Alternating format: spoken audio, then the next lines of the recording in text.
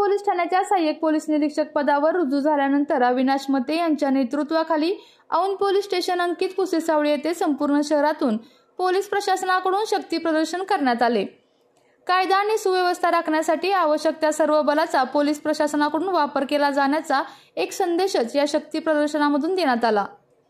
या शक्ती प्रदर्शनाचे नेतृत्व सहाय्यक पोलीस निरीक्षक अविनाश मते यांनी केले असून यामध्ये पोलीस उपनिरीक्षक अविनाश वाघमारे, गोपनीयचे पंकज भुजबळ, स्थानिक पातळीवरील पोलीस हवालदार राहुल सरतापे, पोलीस हवालदार कांबळे, पोलीस हवालदार गोडसे, महिला पोलीस शोभाताई खाडे यांनी सहभाग घेतला।